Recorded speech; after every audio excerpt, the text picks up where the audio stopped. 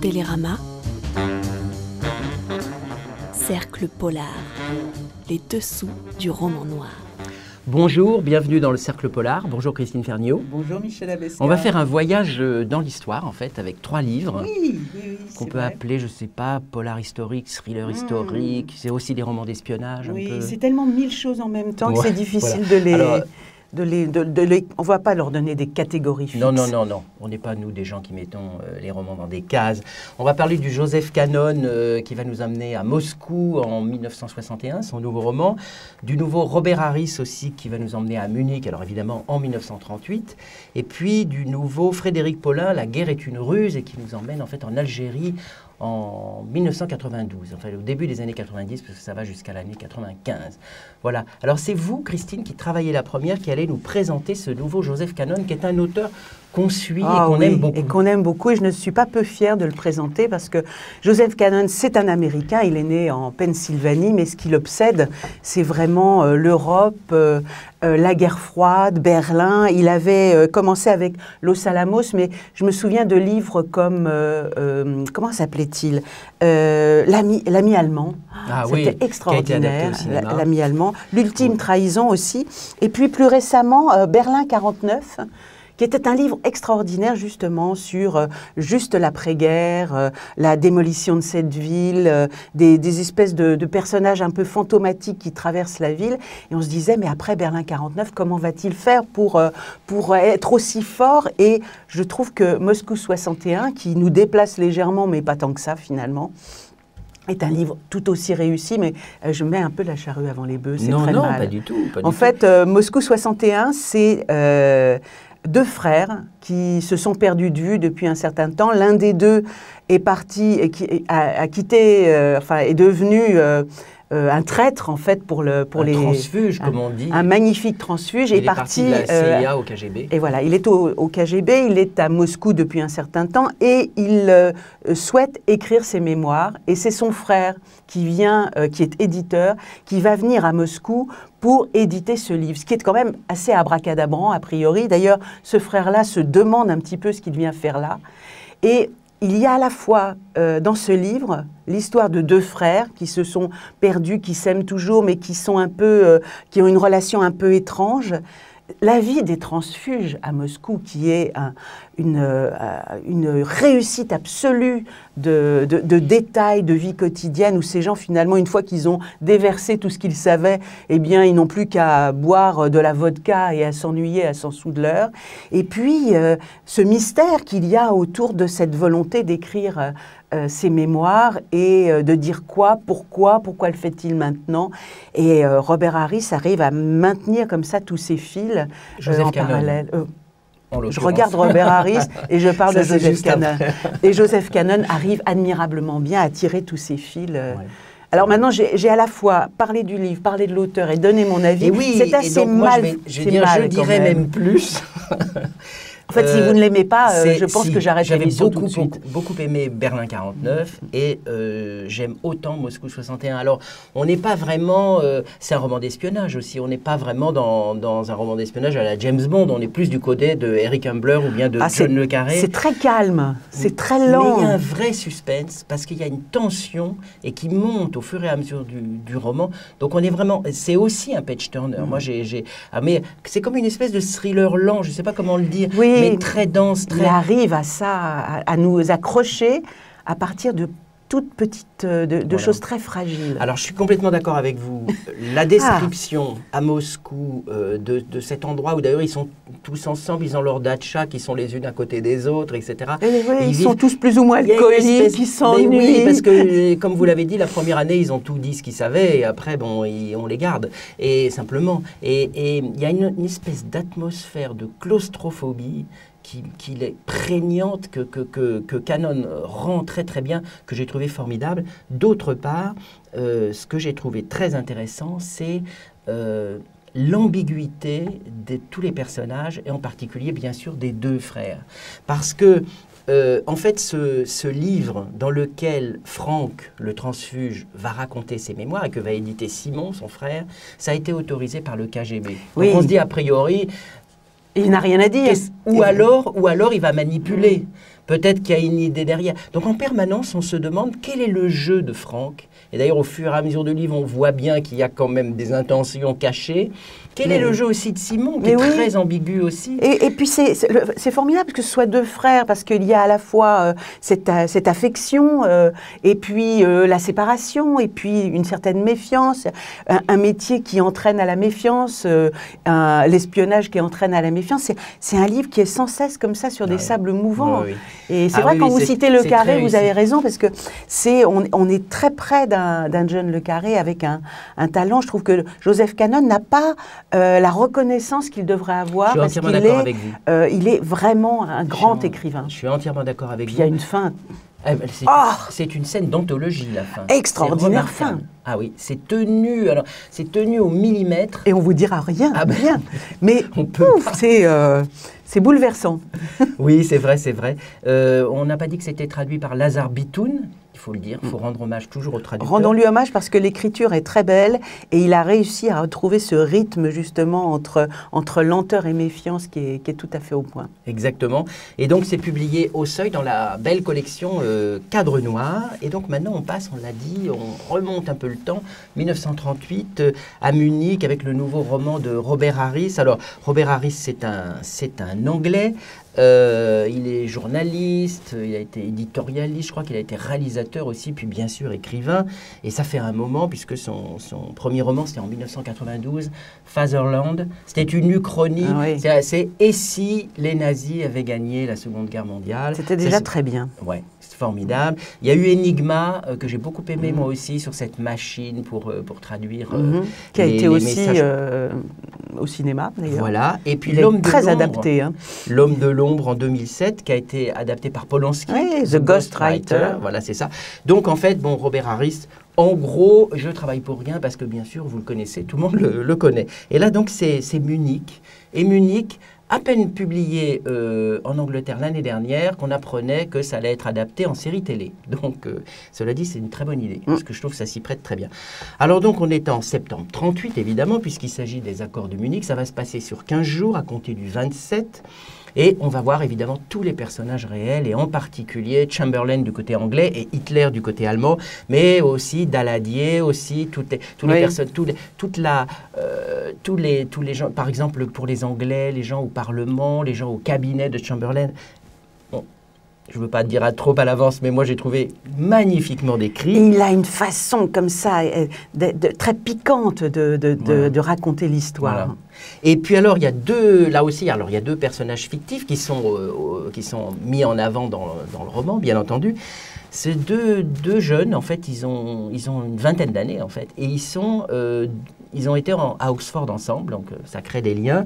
Et alors, il y en a un qui s'appelle Hugh, qui lui est du côté anglais, il est en fait secrétaire privé de Chamberlain. Là aussi, c'est intéressant parce qu'il y a cette relation, c'est un drôle de métier qu'il fait, où il doit noter ou ne pas noter, il doit entendre ou ne pas entendre. Voilà. Là aussi, c'est certaines choses ou pas. C'est au centimètre près. Au centimètre.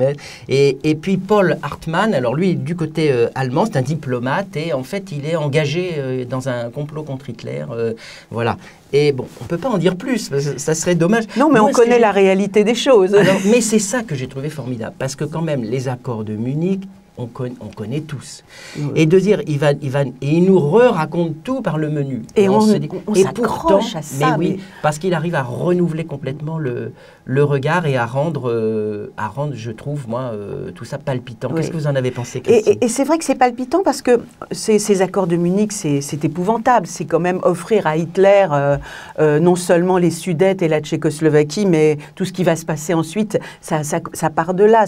Il y a beaucoup de faiblesses humaine derrière tout cela. On ne veut pas voir en fait les intentions réelles de Hitler. Mais on sent, il est d'une finesse, Robert Harris, parce qu'on voit un cigare dans un cendrier et on sait ce qui va arriver plus tard.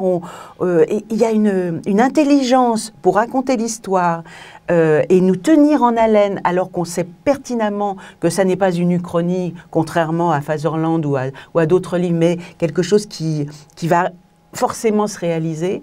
et il nous tient admirablement bien dans ce livre qui est très bien écrit, très fin, avec un humour anglais épouvantable en même temps, très réussi aussi. Épouvantable au sens oui, parce que c'est ravageur. Oui, oui. il nous dit des choses qui sont ou qui nous laissent entendre tout ce qui va se passer. Enfin, c'est remarquablement écrit. Je trouve que le portrait au fur et à mesure du livre de Chamberlain Terrible. est extraordinaire. Terrible. À la fois. Oui, alors à la fois avec une forme d'empathie et en même temps c'est d'une faiblesse, méchanceté, d'une dureté. C'est étonnant, vraiment étonnant voilà. de réussir aussi bien un livre qui ne nous révèle rien. C'est ça. Mais alors il y a quand même, et ça tend évidemment le livre, il y a quand même cette idée, notamment, alors je peux pas le dire parce que ce serait dommage, mais parce que vont savoir ces deux jeunes hommes et ce qu'ils vont essayer de faire, il y aurait, à un moment donné, on se dit, la possibilité que les choses tournent autrement. C'est-à-dire que peut-être une résistance à Hitler aurait pu s'organiser dès ce moment-là. Bien sûr. Bon, évidemment, c'est pas ce qui se passe. Bon, vous avez autant aimé que moi. Ouais. Alors maintenant, nous allons donc en Algérie, en 1992, au début des années 90, avec La guerre est une ruse de Frédéric Paulin. Alors, Frédéric Paulin, j'ai fait sa connaissance l'année dernière, en fait, au Festival du Roman Noir de Frontignan, que vous aimez beaucoup aussi. Mais oui, où nous nous retrouvons souvent parce que c'est un bon festival avec de bons auteurs. Voilà. Et en fait, on avait parlé avec Frédéric Paulin de son avant-dernier roman, Les Cancrelats à coups de machette, qui nous emmenait évidemment au Rwanda, un roman que j'avais trouvé vraiment formidable. Et voici donc maintenant le nouveau, La guerre est une ruse. Alors on est au début en fait d'une trilogie, nous annonce l'éditeur, sur l'émergence du djihadisme en France. Donc c'était toute la... Il n'est pas ambitieux comme garçon. Oui, sacré projet. Mais moi j'avoue que vu ce premier tome, a priori, l'ambition est grande, mais le talent aussi, et ça devrait être à la hauteur des ambitions. Là, on est donc en Algérie, ça commence en 1992, c'est-à-dire que les généraux sont au pouvoir, ils ont une dictature qui est mise en place. Il y a eu un refus démocratique de la victoire des islamistes du fils aux élections municipales, puisque au premier tour, ils étaient très en avance, il n'y a pas eu de deuxième tour.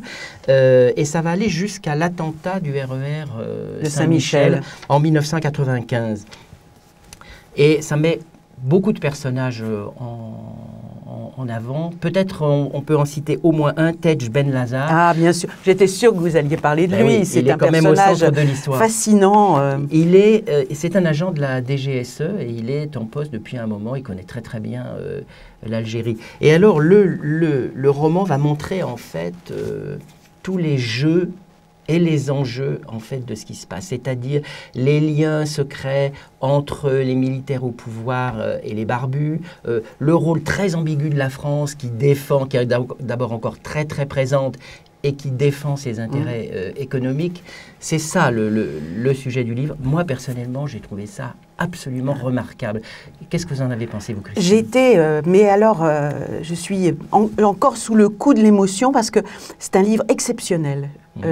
Exceptionnel pour des tas de raisons. C'est-à-dire que d'une part, il nous décrit une histoire avec les tenants et les aboutissants de ce côté marécageux et absolument terrible de ces années-là et de tout ce qui va suivre, parce qu'effectivement, ça n'est que le début et on attend avec impatience la suite parce que c'est passionnant. Donc c'est historique, c'est passionnant. On s'attache à des personnages qui sont effectivement comme Tej, mais d'autres qui sont assez... il y a des femmes aussi tout à fait intéressantes dans ce livre. Et puis, outre cette façon de raconter l'histoire, de décrire cette période, il y a un sens du romanesque époustouflant et une écriture hyper nerveuse, avec des phrases assez courtes, une façon de tendre sur 300 pages ou plus peut-être, une histoire qui a priori devrait être à la fois confuse et inquiétante et qui nous le laisse comme si on lisait un thriller, et c'est d'une grandeur, d'une profondeur, d'une tristesse en même temps exceptionnelle. C'est un livre exceptionnel, vraiment. Ouais. C'est un choc remarquable. Je suis entièrement d'accord. C'est un livre éminemment politique. Il est c'est très documenté. Frédéric Paulin connaît très très bien en détail toute la situation. Oui, mais il en sans montre la nous, complexité, mais il n'y a jamais de démonstration. Oui. Et ça, c'est magnifique. Et ça, c'est grâce à cette écriture-là qu'il veut tendre sans cesse. Et puis, oui, il n'a pas un jugement permanent dans cette histoire où il nous laisse, nous, lecteurs, avec une liberté extrêmement rare et étonnante. Ouais, c'est ça. L'écriture, elle est aussi très behavioriste, c'est-à-dire qu'on vraiment on décrit les comportements des uns et des autres, et c'est une écriture serrée, très très dense, sans aucun après, sans aucun. Et je suis entièrement d'accord avec vous. C'est très efficace. C'est un ouvrage à la fois politique, à la fois littéraire. C'est un vrai polar parce que on tourne les pages, on veut savoir. On a envie de le terminer. Enfin, on veut tourner la page sans cesse. Et quand c'est terminé, on se dit oui, eh bien tant mieux si c'est une trilogie parce qu'on veut aller plus loin et on sait qu'il va nous révéler des choses qu'on sait déjà, mais dont on ignore tout. C'est un peu idiot de dire ça, mais c'est vrai qu'on est sans arrêt en train de passer d'un creux de vague à une montée. C'est très rare. Et là aussi, comme chez Canon, il y a une ambiguïté de l'ensemble des personnages, parce qu'ils tous, ils jouent plusieurs jeux, ils sont ni bons ni mauvais, ils sont dans tout un tas de nuances de gris, et c'est ça aussi c'est très très... C'est vraiment un livre, un auteur étonnant et un livre exceptionnel. Voilà, alors c'est un jeune auteur, je crois qu'il en a écrit pour l'instant 4, c'est 4 romans, donc voilà, il est vraiment en train de s'installer. Moi je suis comme vous, j'attends avec impatience le prochain tome de cette trilogie. Ce premier s'appelle donc La guerre est une ruse, il est de Frédéric Paulin, et il est publié dans une bonne maison qui s'appelle Agulot, là dans la collection Agulot Noir. Voilà. Mais on est enthousiaste sur les 3 livres. Je pense que là, il faut que vous lisiez les 3. Vous n'avez rien d'autre à faire que de lire les 3, le temps que nous, on en lise d'autres pour vous en proposer certains. Prochain cercle polar, donc on repart tout de suite. Ah oui, j'ai déjà quelques piles intéressantes. Quelques piles, on verra ça. Voilà. D'ici là, lisez ces 3, vous ne serez pas déçus. À bientôt. Bye bye. Au revoir. Télérama. Cercle polar. Les dessous du roman noir.